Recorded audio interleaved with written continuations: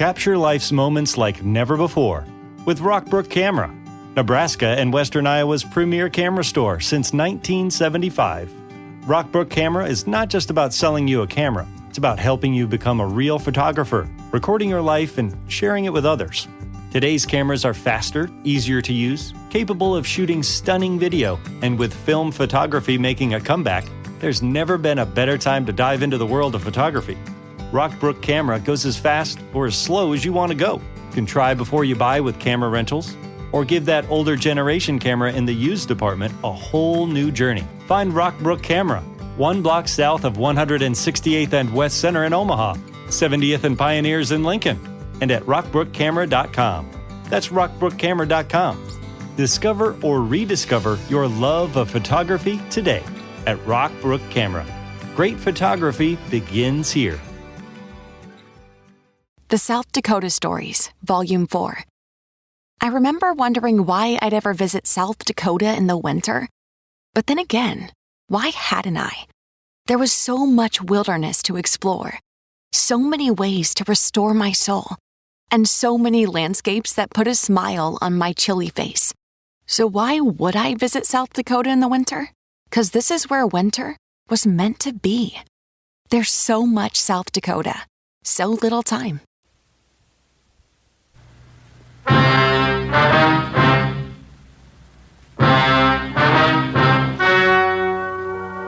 The story you are about to hear is true. Only the names have been changed to protect the innocent. Fatima Cigarettes, best of all long cigarettes, brings you Dragnet.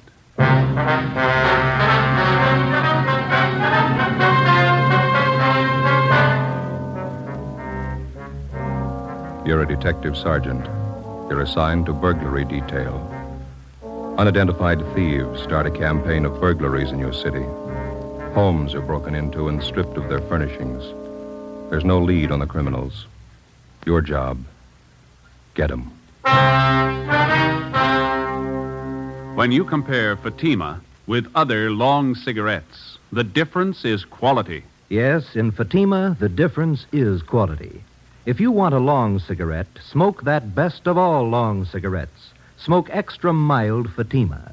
Fatima is the quality king-size cigarette because it contains the finest Turkish and domestic tobaccos superbly blended. And Fatima is extra mild with a much different, much better flavor and aroma than any other long cigarette. Because of its quality, its extra mildness, its better flavor and aroma, Fatima has more than doubled its smokers coast to coast. Enjoy extra mild Fatima yourself. It's wise to smoke extra mild Fatima. Because in Fatima, the difference is quality. Yes, in Fatima, the difference is quality. Smoke Fatima, the quality king-size cigarette. Best of all long cigarettes.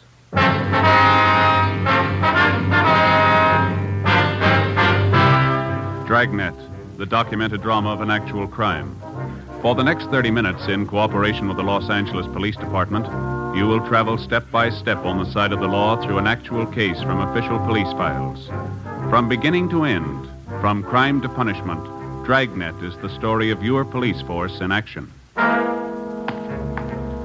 It was Monday, August 3rd. It was warm in Los Angeles. We were working the day watch out of burglary detail.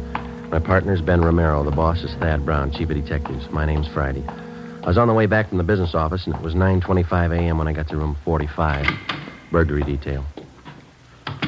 Did you get all the money together, Joe? Yeah, $1 from each man in the detail. We got to buy the gift. When's Austin going to get married? Next Sunday. We haven't got too much time. I don't know why we always have to pick out the gifts. Well, somebody has to do it. You got any ideas what we ought to get him? Talked to my wife over the weekend. She thinks it'd be nice if we get him something to start housekeeping with. Maybe some nice kitchenware, a table lamp. Yeah, I don't know if we have enough dough for a good lamp. But maybe they might like a bedspread. You can always use them. Or maybe a nice wool blanket, huh? I don't know. Got to be careful about those personal things. What do you mean? What's personal about a blanket? Well, we don't know much about the girl Austin's going to marry. She might not need any. Excuse me. Could you tell me something? What's that? I said, could you tell me something? Well, what'd you want to know, little girl? Is this where you come to report about stolen things? Oh, no, that all depends. Why don't you come on in and tell us all about it, huh? Thank you, I will. Like to sit down, little girl?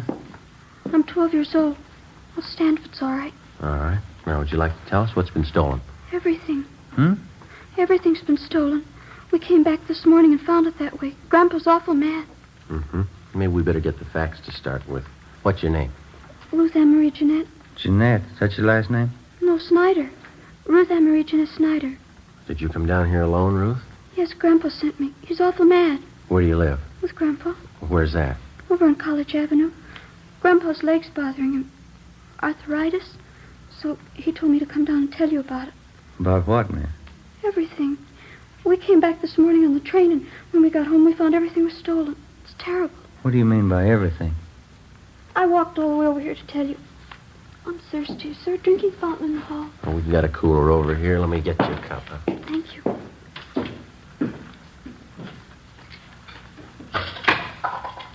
You like a drink, Ben? Oh, no, thanks.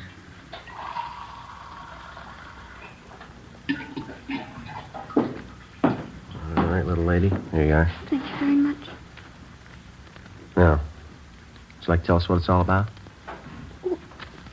Grandpa and I got back to Los Angeles on the train this morning. We've been on a trip back to Indiana. Uh-huh. We took a taxi cab home from the station. When we got there, everything was gone. Everything but the rug in the dining room. Yeah? All the furniture, every single bit. The sofa, the chairs, my desk upstairs, the stove. Everything's been stolen. I want you to find it. Means someone broke in while you were gone and took all your furniture. Is that what you think? You know they did. The lock on the back door, it was broken. They took everything but the dining room rug. That's why Grandpa's home now. Hmm? He thinks the crooks will be back. He's sitting on the rug because he says if they take that, they'll have to take him, too. We better hurry. Yeah? Grandpa's not very big.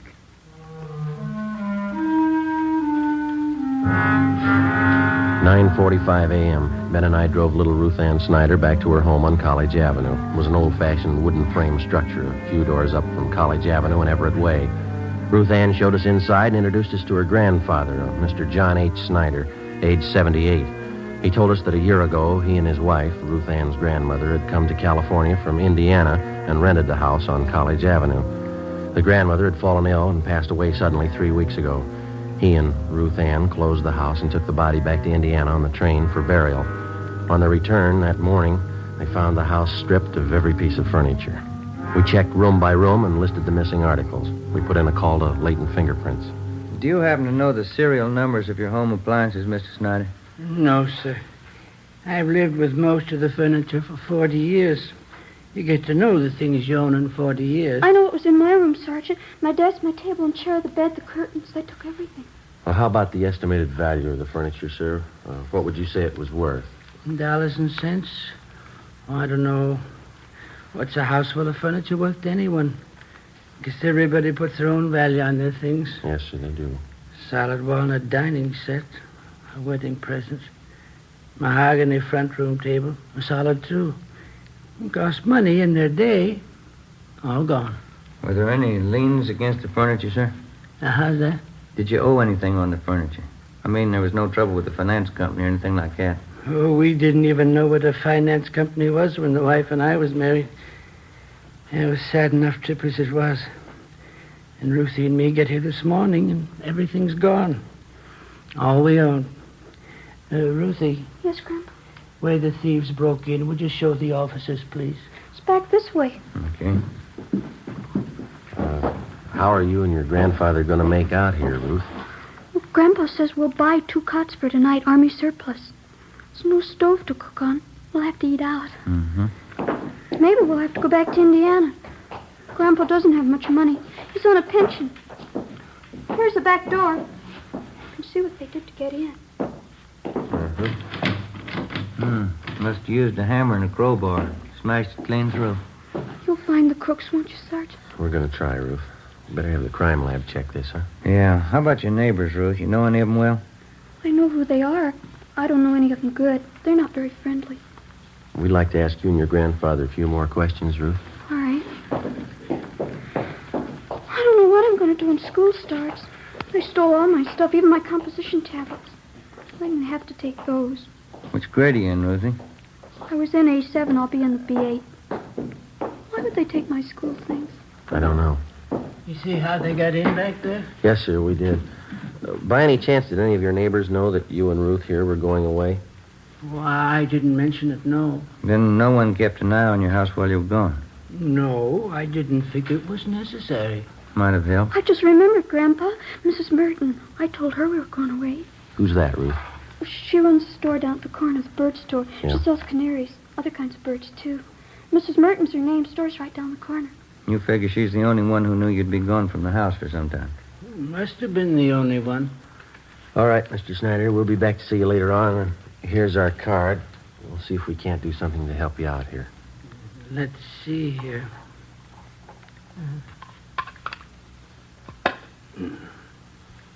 Friday, Romero, burglary detail. All right, thank you, boy. Ruthie will show you to the door. Yes, Grandpa. Miss Snyder. Goodbye, sir. Oh, say there. Yes, sir. Guess you understand, but I'd like to apologize anyway. I just couldn't do it. What's that, sir? Offer you a chair.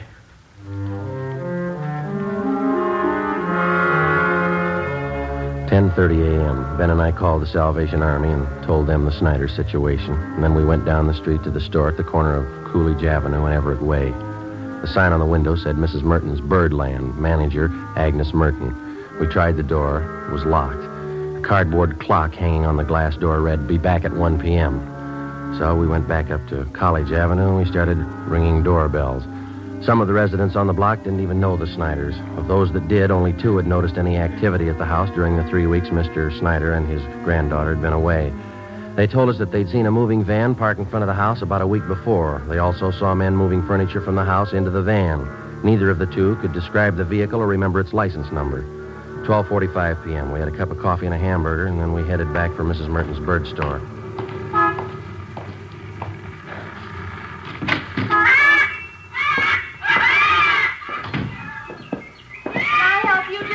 Yes, ma'am. Police officers. You have a few questions for you.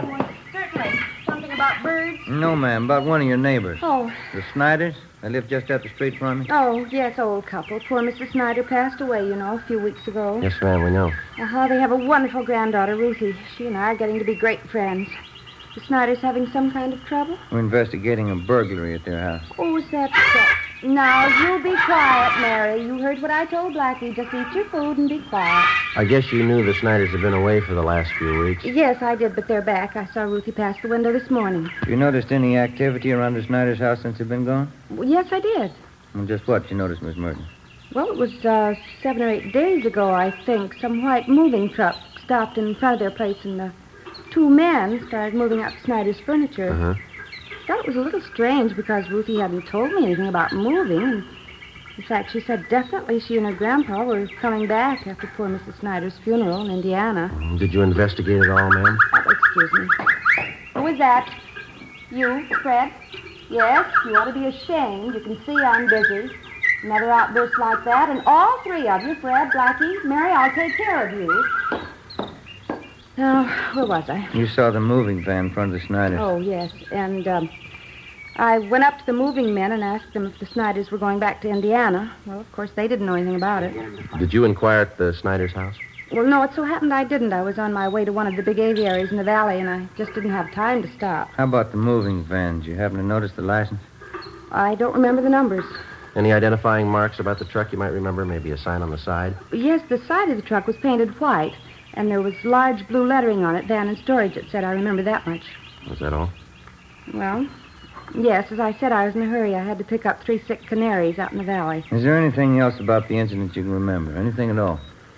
No, I'm afraid not.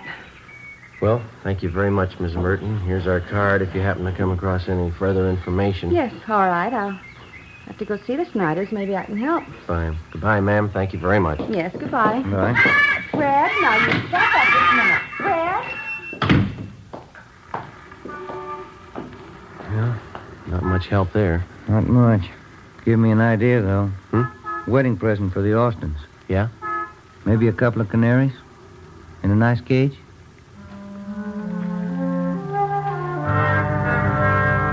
At 5 p.m., we went back to the office. Reports had come in from 2 more victims. That night, Ben and I drove out to interview them. The circumstances of the theft and the M.O. of the criminals matched identically with the Snyder case. Both of the families victimized had gone off on vacations and neglected to notify either the neighbors or the patrolmen in their area. Both had allowed daily newspapers to collect on their doorsteps in their absence and otherwise left signs that their homes were vacant. In both cases, the thieves had forced an entrance through a back door or window, stripped the house of every last piece of furniture, and either hauled it away themselves or hired somebody to do it for them. We started canvassing the two areas where the crimes had been reported. Again, the neighbors saw the moving vans, but none were able to definitely identify the vehicles or their license numbers. Captain Fulton called us into his office. You're going to have to try harder. I know they're hard to get, but get them fast. Done about everything we can so far, Skipper. Only one small lead. The thieves seemed to be using a different moving van on each job. We started to check the movers around town, the transfer companies. Leighton Prince come up with anything yet? No luck there. One of the lousiest rackets we've had since I came on this detail. Whole house full of furniture, everything a family owns. Yeah. Well, we'll stay on top of it. The stats office may come up with something. How about an outlet for all that stuff that's been stolen? Thieves can't be sitting on it. Pawn shop and second-hand details have been alerted. They're checking regular outlets, auction houses, second-hand places. Nothing yet. What about some kind of preventive idea? At least slow them down. Good dose of publicity on the whole thing would help. If only people wouldn't keep it a secret when they're going away. Neighbors aren't alerted. That's why a lot of them didn't think much of it when they saw the moving vans parked at those houses. And drawn blinds and the newspapers on the doorsteps didn't help much either. It's an open invitation. Well, I'll see what we can do on the publicity end. We've had one campaign on this already. No, excuse me. Burglary, Captain Fulton.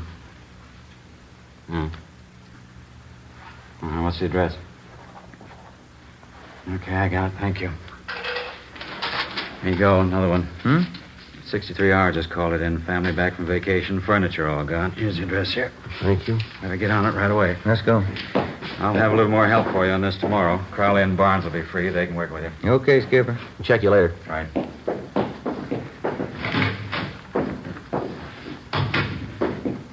Sergeant Friday? Oh, yes, You ma'am. remember me, don't you, Mrs. Merton? Oh, sure. The bird store. Yes, ma'am. How are you? Well, they told me to wait here. Guess everything will be all right now. Yeah? I saw it today on Olive Street. Here. The truck that came to Snyder's house. That's the license number.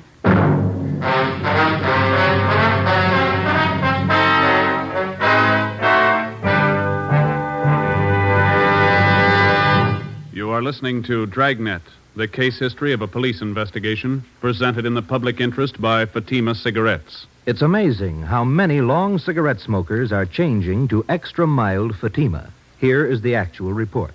From coast to coast, Fatima has more than doubled its smokers. Here is the reason why. When you compare Fatima with other long cigarettes, the difference is quality. Yes, in Fatima, the difference is quality. Fatima is the quality king-size cigarette because it contains the finest Turkish and domestic tobaccos superbly blended. And Fatima is extra mild with a much different, much better flavor and aroma than any other long cigarette. And because of its quality, its extra mildness, its better flavor and aroma, more and more smokers say it's wise to smoke extra mild Fatima. I agree, says Dick Hyland, sports columnist. I agree, says Mrs. Deems Taylor, painter and theatrical designer. I agree, says Frank Fenton, author. Yes, all agree. It's wise to smoke extra mild Fatima. Best of all, long cigarettes. Because in Fatima, the difference is quality. Yes, in Fatima, the difference is quality. Smoke Fatima, the quality king-size cigarette.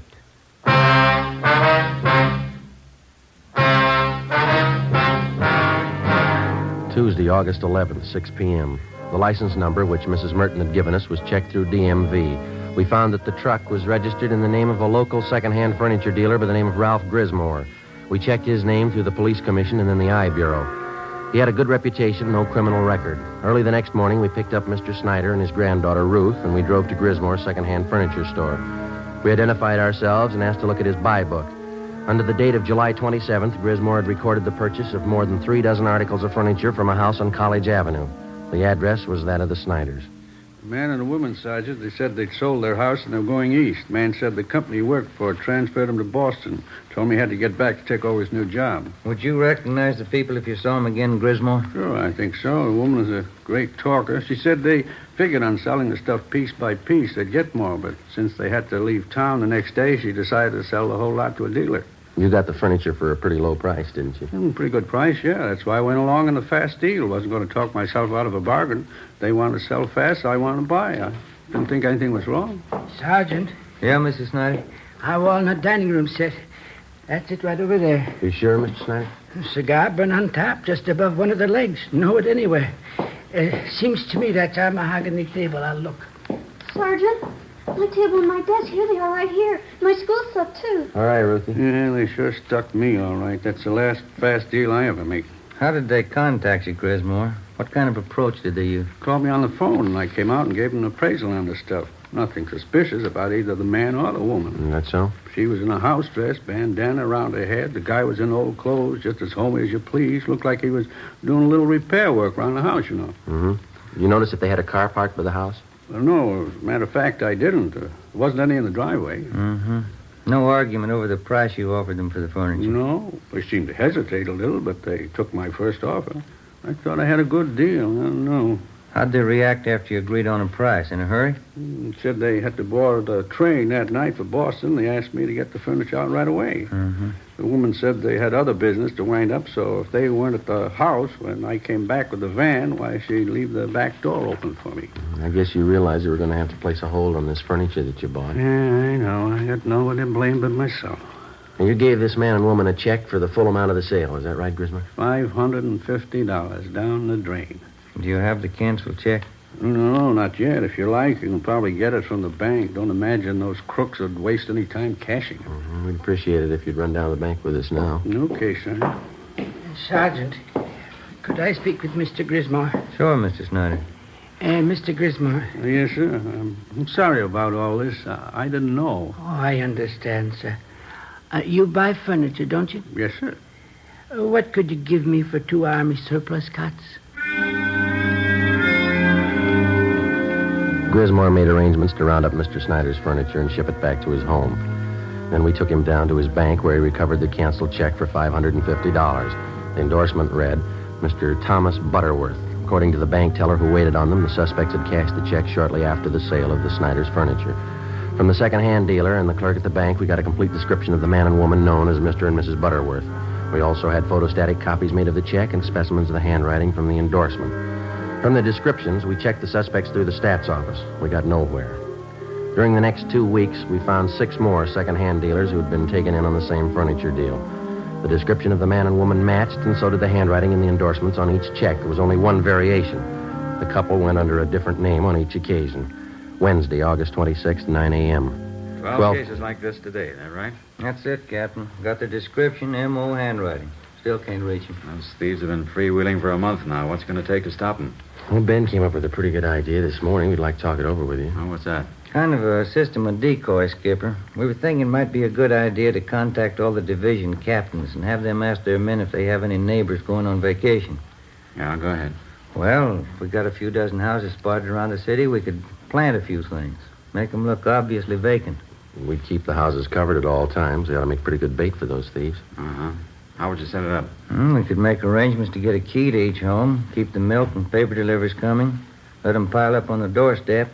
We could reimburse the people for whatever it cost. We're not making any headway. We could run this for a couple of weeks, see what happens. Mm-hmm. What do you think? Try it. 9:30 a.m. We contacted all division commanders requesting them to ask their men to contact burglary detail if they knew of any of their neighbors about to leave on a vacation. During the next 2 days, the response came in and the plan went into effect. 40 homes throughout the city were spotted as decoys. They were kept under surveillance at all times. In the week that followed, 2 more burglaries of the same type were reported, but the suspects failed to try any of the decoy homes. The men in the pawn shop and second-hand details continued to work right along with us. The stolen furniture kept turning up, but not the thieves. Again, the homes that had been broken into displayed all the usual signs that the occupants were away. Old circulars and newspapers scattered on the lawn, milk bottles lined up at the door, all the blinds drawn. The decoy plan continued. No results. August 31st, we had a report of another burglary involving the theft of furniture. We made our investigation. 2 p.m. We went back to the office to get out a list of stolen articles. Hi, Ben. Joe? Hi, Austin. When'd you get back from your honeymoon? Late last night. Say, Thelma and I'd sure like to thank all you fellas for that wedding present you sent us.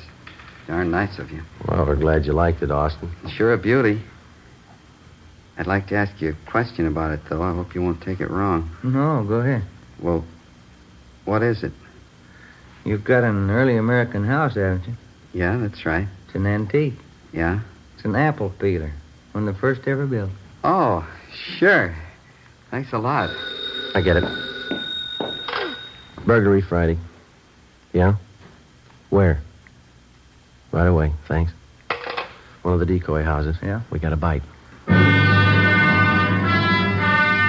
Together with Sergeants Crowley and Austin, we drove out to the decoy house where an unidentified man and a woman had been seen forcing entry through a back door. They'd been spotted by a police officer's wife who lived next door and who had called in the report. We parked down the street from the decoy home and waited. 5 minutes passed. We saw a woman dressed in a housecoat come out onto the porch of the house, look up and down the street, and then go back inside. A few minutes after that, a gray Chevrolet sedan pulled up in front of the house. A man in a dark suit got out and entered through the front door. Ben called communications for a make on the car. 80K to Control 4. 80K to Control 4.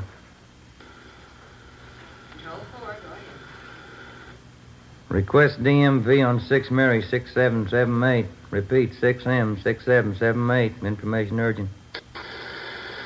Roger, 80K. KMA 367. We waited. There were no signs of activity from the decoy house. 2 minutes after Ben put in the call, we got our make on the gray sedan. Control 4 to 80K. 80K, go ahead. 6 Mary 6778. 6M 6778 is registered to the Donahoe Furniture Company. Legal the same. 7811 Harvard Boulevard. It is a Chevrolet Deluxe two-door sedan, 1941 model. Engine number C6VA4414. 80K, Roger. KMA 367. A few minutes after the call back, a moving van drove down the street and backed into the driveway of the decoy house. The sign on the side of the van read Donahoe Furniture Company. 2 men got out, went up to the front door, and were let in. They came out in a couple of minutes and loaded a sofa into the moving van. Okay, Joe. Crowley and Austin get the sign. Yeah, here they come. Let's go. Hey, you and Crowley want to cover the back, Austin? Right. Let's go, Crowley. Yeah. Come on, Ben. Mm-hmm.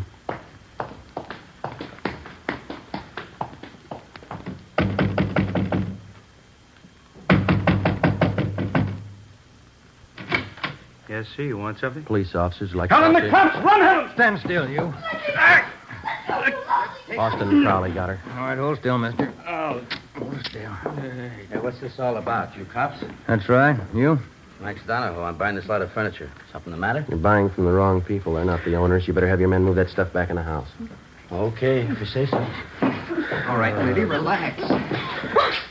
take it easy, Helen. There's no use fighting. They got us. Whose fault is it? I told you luck doesn't last forever. Okay, all right. Don't make it worse. All right, let's go. I'll take her, Austin. You better fix your shirt. Yeah. Come on, lady. Get your hands. Hey, what's the matter with your shirt, Austin? Look, must have happened when she tried to get away. Yeah, lipstick all over the collar there. Doesn't look very good. No, it doesn't. What are you going to tell your new bride? I got nothing to hide. I'll tell her the truth. Yeah? She'll believe me. Won't she?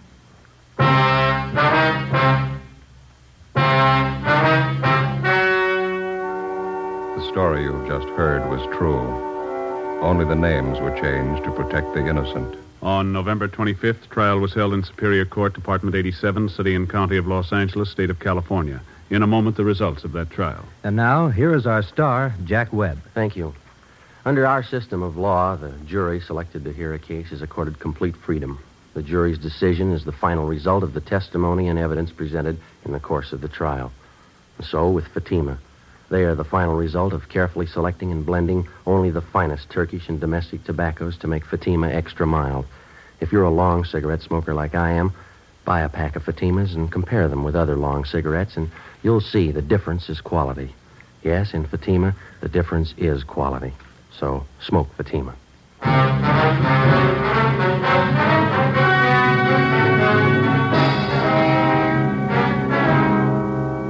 The suspects were identified as Mr. and Mrs. Thomas Dunbar. They were arraigned on 15 counts of burglary and tried and found guilty on all counts. They are now serving their terms in the state penitentiary. You have just heard Dragnet, a series of authentic cases from official files. Technical advice came from the Office of Chief of Police W.H. Parker, Los Angeles Police Department.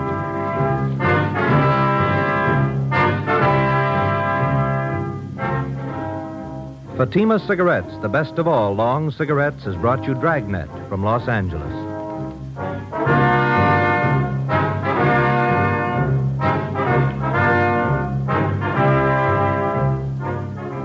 Coming up, Duffy's Tavern. Bob Hope returns October 3rd on NBC.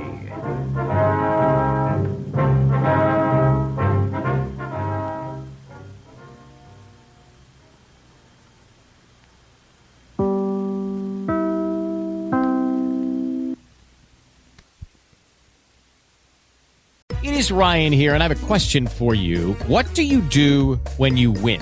Like, are you a fist pumper, a woo-hooer, a hand clapper, a high-fiver? I kind of like the high-five, but if you want to hone in on those winning moves, check out Chumba Casino. At ChumbaCasino.com, choose from hundreds of social casino-style games for your chance to redeem serious cash prizes. There are new game releases weekly, plus free daily bonuses, so don't wait. Start having the most fun ever at ChumbaCasino.com. No purchase necessary. VGW Group. Void where prohibited by law. See terms and conditions. 18+. Judy was boring. Hello. Then Judy discovered ChumbaCasino.com. It's my little escape. Now Judy's the life of the party. Oh, baby, mama's bringing home the bacon. Whoa, take it easy, Judy. The Chumba life is for everybody. So go to ChumbaCasino.com and play over 100 casino-style games. Join today and play for free for your chance to redeem some serious prizes.